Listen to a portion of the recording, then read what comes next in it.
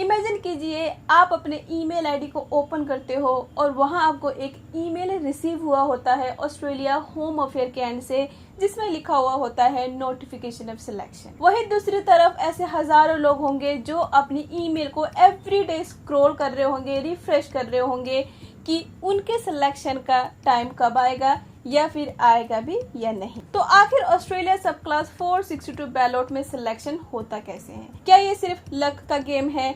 अगर आप इसमें पिक नहीं होते हो तो क्या गवर्नमेंट आपको इन्फॉर्म करती है? और कितने टाइम तक हम इसके सिलेक्शन का वेट कर सकते हैं?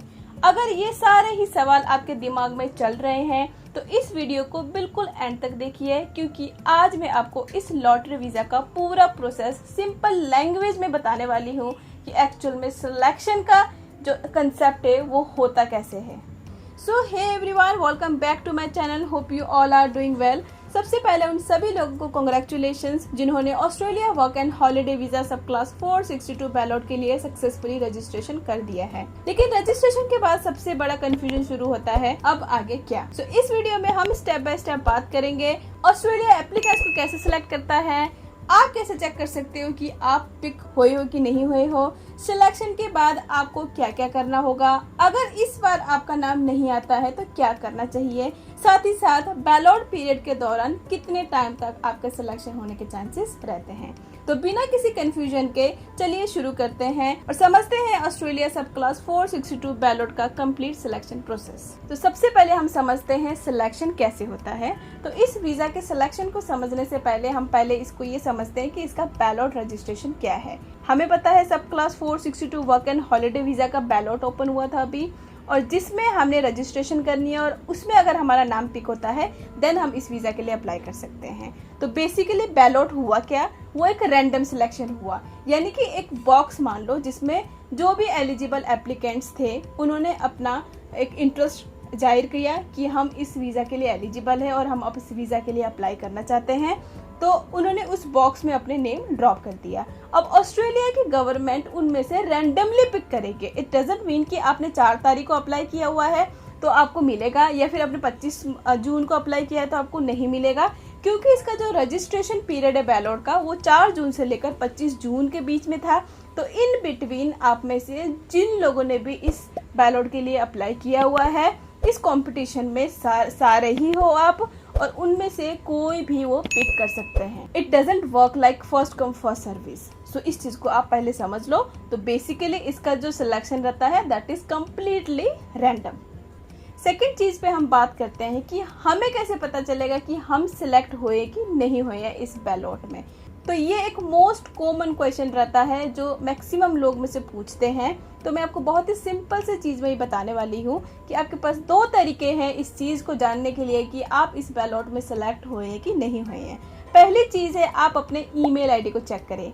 बिल्कुल, क्योंकि ऑस्ट्रेलिया जब आपको सिलेक्ट करती है तो आपको ईमेल सेंड करती है जिसकी हेडिंग ये होती है ईमेल की नोटिफिकेशन ऑफ सिलेक्शन, और ऑस्ट्रेलिया के होम अफेयर की तरफ से ही आती है ये ईमेल। पीडीएफ की अटैचमेंट रहती है जिसमें ये चीज़ मेंशन होती है कि आप इस वीज़ा के लिए सिलेक्ट हो चुके हो, और वहाँ पर ये भी लिखा होता है कि आप कब तक इस वीज़ा के लिए आप अप्लाई कर सकते हो। बेसिकली आपके पास 1 मंथ का टाइम रहता है जैसे आपको सिलेक्शन मिलता है अपने वीज़ा को अप्लाई करने का। सेकेंड मेथड है आप अपने ईमेल अकाउंट को लॉगिन करके देखें। यस, जैसे आप ईमेल अकाउंट लॉगिन करेंगे वहाँ पर आपको जो मैसेज सेक्शन होता है वहाँ जैसे ही जाओगे वहाँ आपको नज़र आएगा आपका नोटिफिकेशन ऑफ सिलेक्शन, और साथ ही साथ जो आपका स्टेटस है जो अभी रिसीव्ड करके आया होता है वो भी चेंज होकर सिलेक्टेड लिखा हुआ आएगा। तो ये 2 तरीके हैं आप जिससे ये चेक कर सकते हैं कि आप इस बैलॉट में सिलेक्ट हुए हैं कि नहीं हुए हैं। तो नेक्स्ट हम बात करते हैं पिक होने के बाद हमें क्या करना चाहिए, यानी कि अगर आपके पास नोटिफिकेशन ऑफ सिलेक्शन आ जाता है तो आपने क्या करना है।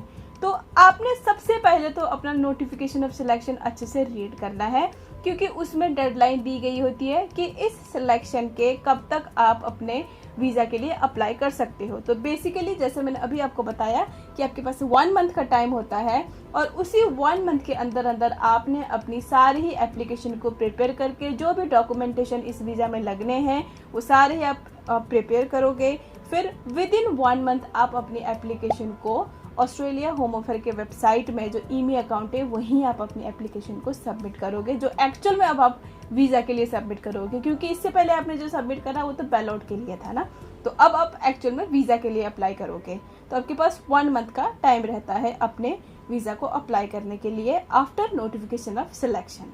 बाकी उसमें डॉक्यूमेंटेशन क्या क्या लगेंगे, किस हिसाब से हमें डॉक्यूमेंट्स अरेंज करना है, वो हम नेक्स्ट वीडियो में डिस्कस करेंगे। उसके लिए चैनल को सब्सक्राइब करके ज़रूर रखें। इससे जो नेक्स्ट सवाल है उसमें अगर हम बात करें कि अगर हम इस वीज़ा में सेलेक्ट नहीं होते हैं तो हमें क्या करना चाहिए। हमें कैसे पता चलेगा कि सिलेक्शन आ रहे हैं बट हम सेलेक्ट नहीं हो रहे हैं, या फिर सिलेक्शन हो ही नहीं रही, वो कैसे आपको पता चल सकता है। जो इसका बैलॉट का वेबसाइट है ऑस्ट्रेलिया में, लिंक डिस्क्रिप्शन में आपको दे दूंगी, वहाँ आपने जाना है। वहाँ जैसे ही थोड़ा सा आप स्क्रॉल करके आओगे, यहाँ पर आपको बैलॉट के सिलेक्शंस के 3 राउंड होंगे, ये चीज़ लिखा हुआ नज़र आएगा। तो जैसे ही इसका सिलेक्शन का राउंड स्टार्ट हो जाएगा, या फर्स्ट राउंड जब रिलीज़ हो जाएगा, या सेकंड राउंड रिलीज़ हो जाएगा, थर्ड राउंड रिलीज़ हो जाएगा, आपको यहाँ पर उसकी डेट्स मेंशन होता हुए नज़र आएंगे। तो आपने यहाँ से पता कर सकते हो कि सिलेक्शन स्टार्ट हो गए बट आपको अभी तक नहीं मिला है या फिर मिल गया है। तो ये भी एक तरीका है ये चेक करने का कि इसके सिलेक्शन स्टार्ट हो गए हैं कि नहीं हुए हैं। अगर हो गए तो कब कब इसके सिलेक्शंस आए, आप यहाँ से भी चेक कर सकते हैं। इसके अलावा अगर आप सिलेक्ट नहीं होते हो तीनों ही राउंड में, तो आप क्या कर सकते हो, तो आप नेक्स्ट ईयर अप्लाई कर सकते हो। ऐसा नहीं है कि इस बार अगर आपके बैलॉट में नेम नहीं आया है तो आप इनएलिजिबल हो और नेक्स्ट टाइम आप नहीं अप्लाई कर सकते हो, ऐसा कुछ नहीं है।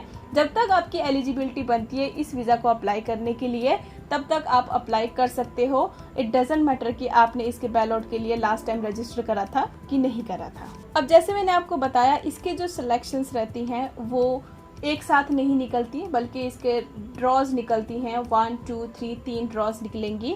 तो आप कब तक वेट कर सकते हैं, तो जैसे इसके वेबसाइट में लिखा है, इसका जो सिलेक्शन का पीरियड है वो 2 जुलाई 2026 को ओपन हो रहा है और क्लोज हो रहा है 30 अप्रैल 2027। तो ये बेसिकली आपके इसके सिलेक्शन का पीरियड है, बट इतना टाइम नहीं लेता है। जैसे मैंने अभी आपको ऊपर बताया, जो 3 इन्होंने ड्रॉज निकालने हैं, ये कंप्लीट होने के बाद नेक्स्ट इसका ड्रॉ नहीं निकलेगा। तो मोस्ट प्रोबेबली इस साल के एंड तक ही ये सारी चीज़ें क्लियर हो जाएंगे। नेक्स्ट ईयर के 4 मंथ्स आपको वेट करने की ज़रूरत नहीं पड़ेगी, क्योंकि उतने तक ये जाएंगे ही नहीं। 3 सिलेक्शंस, क्योंकि अभी ये जुलाई में ही स्टार्ट हो रहा है सिलेक्शन पीरियड, तो नेक्स्ट 6 मंथ में ये तीनों ही सिलेक्शंस निकल जाएंगे और आपको नेक्स्ट ईयर तक वेट करने की ज़रूरत नहीं पड़ेगी। बट स्टिल अगर आप सेफ एंड साइड के लिए देखना चाहते हैं तो इसका जो सिलेक्शन पीरियड है वो क्लोज होएगा 2027 अप्रैल 30। तो याद रखना है, जैसे मैंने आपको बताया, अगर आप सिलेक्ट होते हो तो आपको ईमेल पे रिसीव हो जाएगा, आपके ईमेल अकाउंट पे पता चल जाएगा। साथ साथ वेबसाइट से भी आप ये चीज़ पता कर सकते हो कि इसके सिलेक्शन स्टार्ट हुए कि नहीं हुए हैं। लेकिन अगर आप सिलेक्ट नहीं होते हो तो आपको किसी भी तरह का कोई भी ईमेल नहीं आएगा। आप अपने ईमेल अकाउंट या ईमेल या फिर अगेन अपने वेबसाइट में जाके रिकन्फर्म कर सकते हो कि आपका अभी स्टेटस क्या चल रहा है। So this is all in this video guys. Hope कि ये वीडियो आपके लिए हेल्पफुल रही होगी। आई नो कि आप में से जिन्होंने भी इस बैलॉट के लिए अप्लाई किया हुआ, इस टाइम पे इस तरह के सारे ही सवाल चल रहे होंगे। That's why I made this video अगर पसंद आई हो तो वीडियो को लाइक ज़रूर करें, चैनल को सब्सक्राइब करना ना भूलें और बेल आइकन को भी ज़रूर प्रेस करें। साथ ही साथ अपने सारे फ्रेंड और फैमिली को ये वीडियो शेयर करें। और इस तरह की और भी हम वीडियोज़ को आगे कवर करेंगे। इस वीज़ा के सारे ही टॉपिक्स को हम आगे आने वाले टाइम पे कवर करने वाले हैं। नेक्स्ट वीडियो में हम बात करने वाले हैं कि सिलेक्शन के बाद क्या आपके पास डॉक्यूमेंटेशन रेडी करनी है, किस हिसाब से आपने उन पर काम करना है, आफ्टर सिलेक्शन का सारा प्रोसेस किस हिसाब से रहता है, टाइम मैनेजमेंट, एवरीथिंग हम नेक्स्ट वीडियो में डिस्कस करने वाले हैं। तो प्लीज़ वीडियो को लाइक ज़रूर करके चैनल को सब्सक्राइब करना ना भूलें, सो दैट आपसे वो वीडियो मिस ना हो। तो मिलते हैं नेक्स्ट वीडियो में। Till then take care, bye bye.